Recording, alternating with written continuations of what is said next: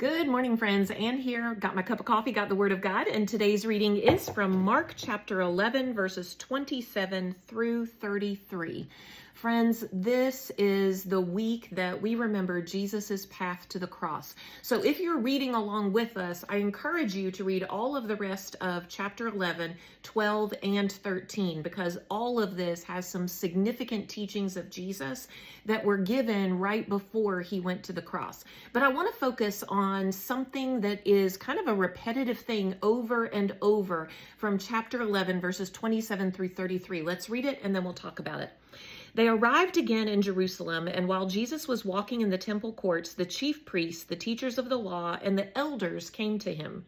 "By what authority are you doing these things?" they asked, "and who gave you authority to do this?"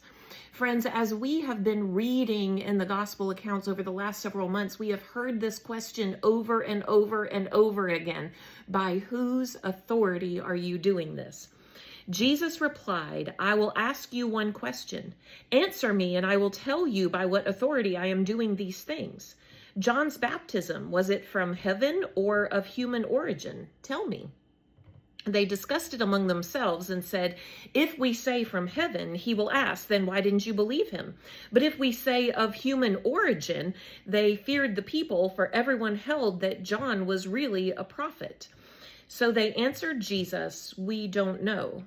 Jesus said, "Neither will I tell you by what authority I am doing these things."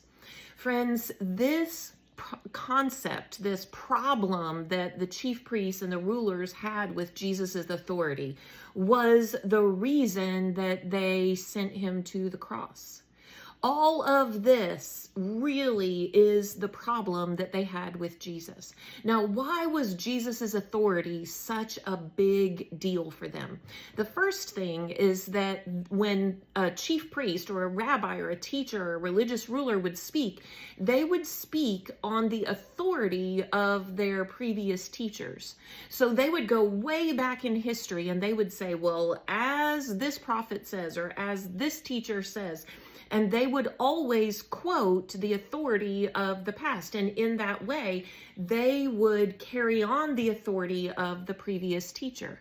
But Jesus didn't do that. He didn't quote other people because he himself was the Son of God. He had the authority to speak these things definitively. He didn't have to borrow authority from somewhere else.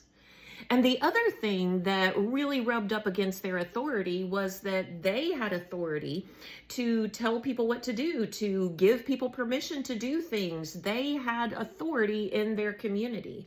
And the other thing that they had authority to do was to approve people to learn from them. So they would train up all of these rabbis, and these rabbis would then have the authority to go out and train other people. Well, Jesus did not come up through their system. So they're like, by what authority are you speaking? You didn't come up under our system. You didn't come up under our supervision. Who are you to be operating outside the structure that we have established?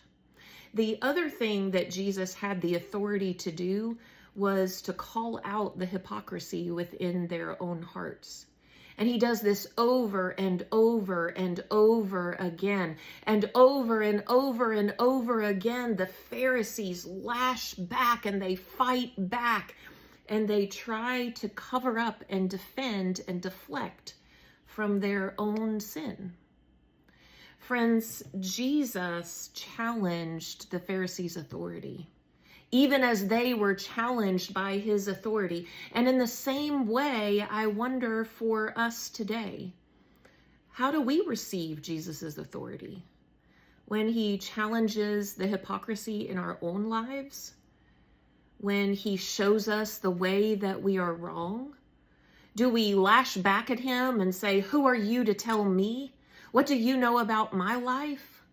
Or do we submit in humility, recognizing and honoring Jesus as the authority in our lives?